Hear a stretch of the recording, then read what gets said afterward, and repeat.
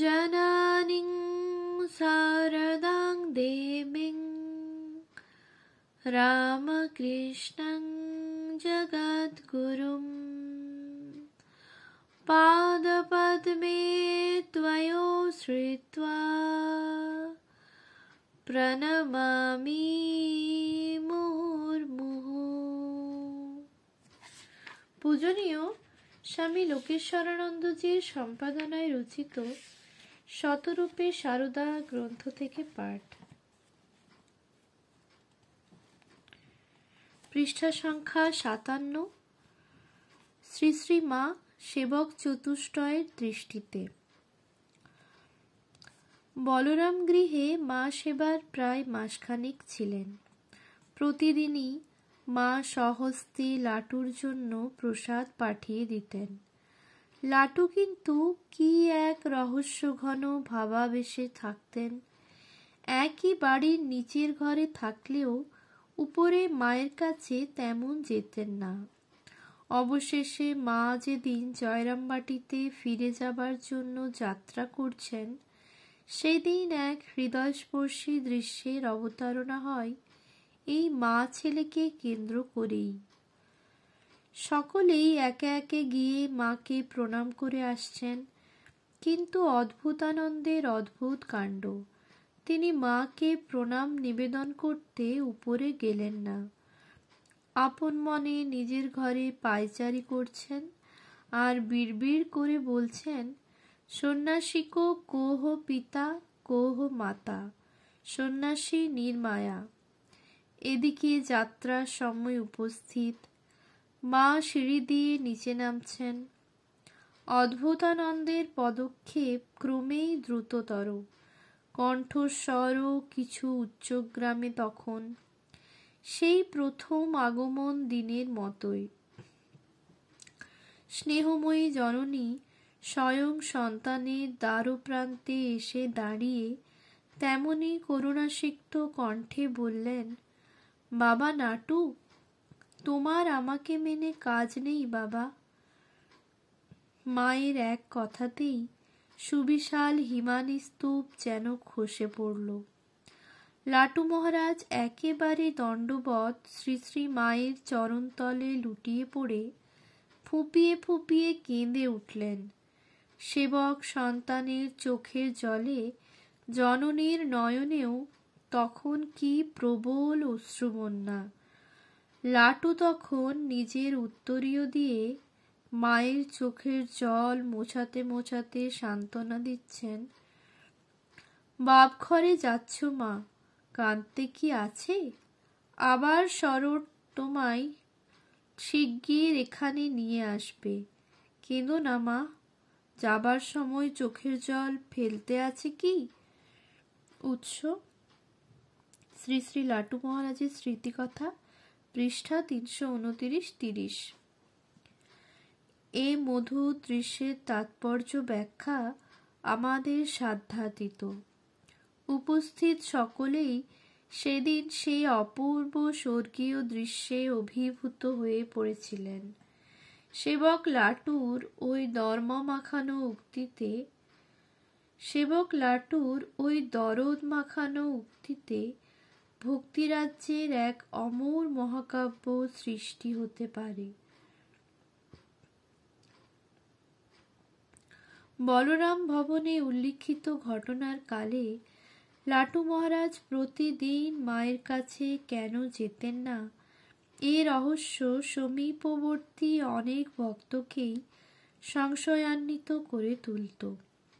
একদিন এক ভক্তকে তিনি এ সম্পর্কে বলেছিলেন, দেখো, মা বলরাম মন্দিরে মাঝে মাঝে আসতেন। হামনে বাহিরের ঘরে থাকতুম। আমাকে হামেশা লোকে জিজ্ঞেস করত, মশাই, মা উপরে রয়েছেন, আপনি এখানে কেন? তাদের বলতুম, তাতে কি হয়েছে? আমার মনের ভাব কেউ বুঝত, কেউ বুঝত না। কেউ কেউ আবার একথা শুনে চটে যেত, গালাগালি করত। হামনে তো একদিন তাদের তাড়া দিলুম, শালারা কেউ কিছু করবে না, কেবল মা ঠাউন বলে হুজুগ করবে। হামনে মানে না তোদের এমন মা ঠাউনকে। কিন্তু কি আশ্চর্য মধুর মাতৃভক্তি! পরক্ষণেই আবেগ জড়ানো কণ্ঠে বলে চললেন, মাকে মানা কি সহজ কথা রে? তাঁর ঠাকুরের পূজা তিনি গ্রহণ করেছেন, বুঝো ব্যাপার। মা ঠাউন যে কি তা একমাত্র তিনি বুঝেছিলেন, আর কিঞ্চিত বলতে পারতেন না। স্বামীজি বুঝেছিল। তিনি যে স্বয়ং লক্ষ্মী, তার দয়া বুঝতে গেলে বহুত তপস্যার দরকার। উৎস লাটু মহারাজের স্মৃতিকথা, পৃষ্ঠা 329। এই ধরনের কথা অন্যত্রও বলেছেন। মা ঠাকরুন যে কি তা একমাত্র স্বামীজিই বুঝেছিল। তিনি যে স্বয়ং লক্ষ্মী তা আর কেহ বোঝেনি। আর কাকেই বা বলি, তার দয়া বুঝতে গেলে অনেক তপস্যার দরকার। তোরা কেবল মুখে মা ঠাকরুনকে মানি বলিস, তাকে মানতে হলে তপস্যা করতে হয়, তবে তাঁর দয়া হয়। সেই দয়ায় তাকে বোঝা যায়, তখন তাকে মানি বললে সার্থক। তাকে মানা কি মুখের কথা? উৎস সৎকথা, পৃষ্ঠা 15। কথাগুলির মধ্যে মধ্যাহ্ন সূর্যের জ্ঞানোদীপ্তি যেমন, আবার উষাকালের শিশির স্নিগ্ধ ভক্তির ব্যঞ্জনাও তেমনি। অনুরূপ আরও একটি প্রসঙ্গ শ্রীযুক্ত চন্দ্রশেখর চট্টোপাধ্যায় লিপিবদ্ধ করেছেন। 1908 খ্রিস্টাব্দের শেষ ভাগে যেদিন উদ্বোধন অফিস তথা মায়ের বাড়ি নবনির্মিত ভবনে স্থানান্তরিত হয়, সেই দিন লাটু মহারাজ সেইখানে গমন করেন নাই। ইহাতে নানা লোকে নানা কথা বলিতে থাকেন। অনেকে জিজ্ঞাসা করিতেন, মহারাজ আপনাকে সেখানে যেতে বললে আপনি গেলেন না কেন? তাহাতে লাটু মহারাজ চুপ করিয়া থাকিতেন। এইরূপ কথাই আর একদিন হইয়াছিল। সেদিন জনৈক ভক্ত জিজ্ঞাসা করিলেন, উদ্বোধনে মা রয়েছেন, আপনি সেখানে থাকেন না কেন? তাহাতে তিনি বলিয়াছিলেন, দেখো, তিনি শ্রী শ্রী মা কি কেবল ওখানেই আছেন, এখানে নেই? যেখানে বসে তাকে ডাকব সেইখানেই তিনি প্রকাশ হবেন। আমি মার কাছে গেলাম না বলে মা কি আমার পর হয়ে যাবেন? উৎস শ্রী শ্রী লাটু মহারাজের স্মৃতিকথা, পৃষ্ঠা 339। লাটু মহারাজ শ্রী শ্রী মাকে কোনো চিঠিপত্রাদিও লিখতেন না। কেন লিখতেন না সে সম্পর্কে সেবক স্বামী সিদ্ধানন্দকে একদিন লাটু মহারাজ বলেছিলেন, তুমি আমার কাছে এতদিন আছো, আমি এত লোককে চিঠি লিখি, তুমি তো জিজ্ঞাসা করতে পারো মাকে কেন লিখি না। কেন লিখি না জানো? মা আমার ভূত ভবিষ্যৎ সব জানছেন, তাকে লোক দেখানো চিঠি লিখে কি হবে? যিনি আমার ভূত ভবিষ্যৎ সব জানেন, তাকে চিঠি দেওয়ার কি দরকার? যারা বোঝে না তাদের চিঠি দিতে হয়। তিনি লক্ষ্য করেছিলেন, অনেকে শ্রী মাকে যে শ্রদ্ধা ভক্তি দেখায় তার মধ্যে মেকি এবং ফাঁকি ছিল বেশি। তাই কঠোর ভাষায় সেরকম তথাকথিত মাতৃভক্তদের তিরস্কার করে বলতেন, বেঈমান হোসনি, তোরা ক্ষুদ্র জীব, মার উপর বিশ্বাস শ্রদ্ধা ভক্তি কিছুই নেই, কেবল মুখে মা মা করিস। অমন মাতৃভক্তি আমি চাই না, তোদের মতো মাতৃভক্তি আমার নেই। উৎস সৎকথা, পৃষ্ঠা 16। কাশীর বিভূতিভূষণ মৈত্র লিখেছেন, তোদের মা ঠাউনকে আমি মানে না। এই কথা শুনিয়া আমি কেন, অনেকেই আশ্চর্য হইয়া যাইতেন। আশ্চর্য হইবারই তো কথা, কারণ এতদিন যার সেবা করিলেন তাকে মানেন না, এ কেমন কথা। পরে বুঝিতে পারিলাম যে লাটু মহারাজ তাহার মাতৃভক্তি ইচ্ছাপূর্বক গোপন করিয়া রাখিতেন। একদিন তিনি বিশ্বনাথের পূজা দিবার জন্য ফুল, বিল্বপত্র ইত্যাদি লইয়া বাহির হইলেন।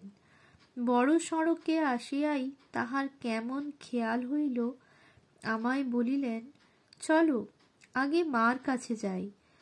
আমরা সকলে তো কিরণবাবুর বাড়ির দিকে চললেম। দোতলায় মার ঘরের সামনে আসিয়া লাটু মহারাজ কেমন যেন হইয়া গেলেন। কাঁপিতে কাঁপিতে মার পাদপদ্মে পুষ্পাঞ্জলি দিয়া নীরবে অশ্রু বিসর্জন করিতে লাগিলেন।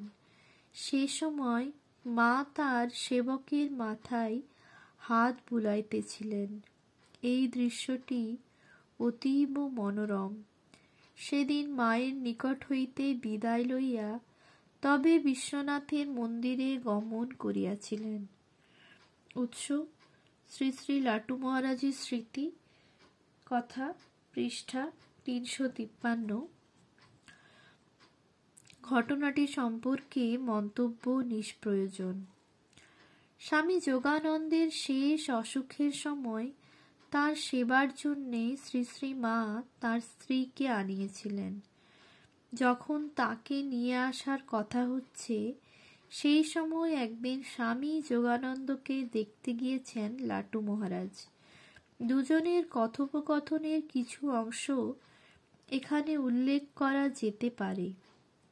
স্বামী যোগানন্দ: একটা কথা তোকে জিজ্ঞাসা করি, এসব জোগাড় যন্তর করে দেবার জন্য মা ওকে অর্থাৎ যোগীন স্বামীর স্ত্রীকে আনাতে বলছেন, তোর কি মত? সন্ন্যাসী হয়ে শেষে পরিবারের সেবা নিতে হবে, এতে আমি মত দিতে পারছি নি। আমার মন এতে সায় দিচ্ছে না। লাটু মহারাজ: আরে রেখে দাও লোকের কথা, ওরা সব বলে, ওদের কথাই দোষ হবে না। স্বামী যোগানন্দ: না রে না, তুই বুঝছিস নি। এত লোকেরা বলবে কি জানিস? ঠাকুরের সেবকেরা সন্ন্যাস নিয়েও মাগের সেবা নেয়, এ কথা উঠতে দেওয়া ভালো নয়। লাটু মহারাজ: আরে রেখে দাও লোকের কথা, ওরা সব বলে, ওদের কথায় কি যায় আসে? ধর্মে যদি কেউ খাঁটি থাকে, ওরা হই হই করলে কি হবে? ওদের কথা বিশ্বাস করবে কে? তুমি ভাই মায়ের কথা শুনে তাকে আনাও। উৎস: শ্রী শ্রী লাটু মহারাজের স্মৃতিকথা, পৃষ্ঠা 267-268। সন্ন্যাসীর জন্য নির্দিষ্ট প্রচলিত সমস্ত বিধি নিয়মের উপরে ছিল লাটু মহারাজের কাছে শ্রী মায়ের নির্দেশ। ঘটনাটি তারই উজ্জ্বল সাক্ষ্য বহন করছে।